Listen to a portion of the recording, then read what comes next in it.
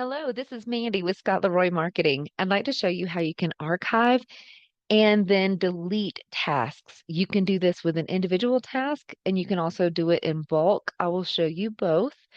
And if you made a mistake, you can also unarchive the task as well. So I'll show you that during the process. First, let's go to the task tab over here in the far left in your command.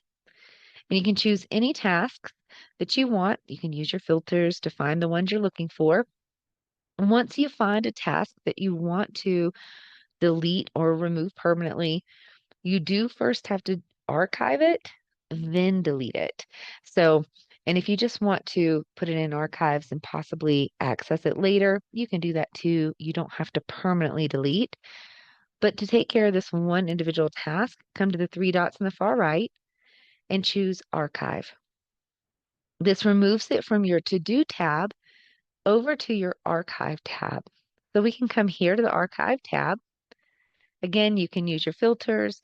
If you need to find it, the one we just took care of is right here at the very top.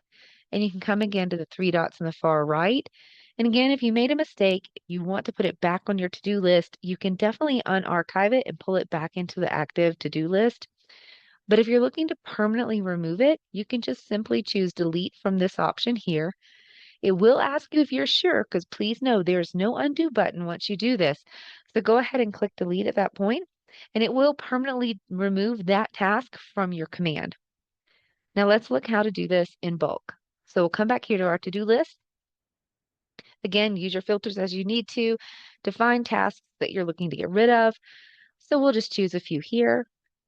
And once you've selected the task that you want to get rid of, down here at the bottom, you'll notice some options have shown up here at the bottom. And while you do have a select all button, you can still just select the few that you want. Either way, it's fine. Either way works. And then on the far right, choose your archive option here. It will now move those items in bulk over to your archive list. You'll see them listed here at the top.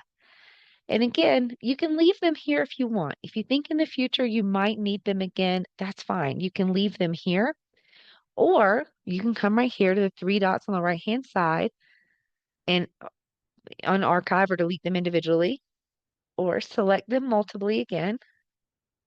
And then on the bottom right-hand corner, choose unarchive to move them back to your to-do list, or choose the delete button to permanently delete them.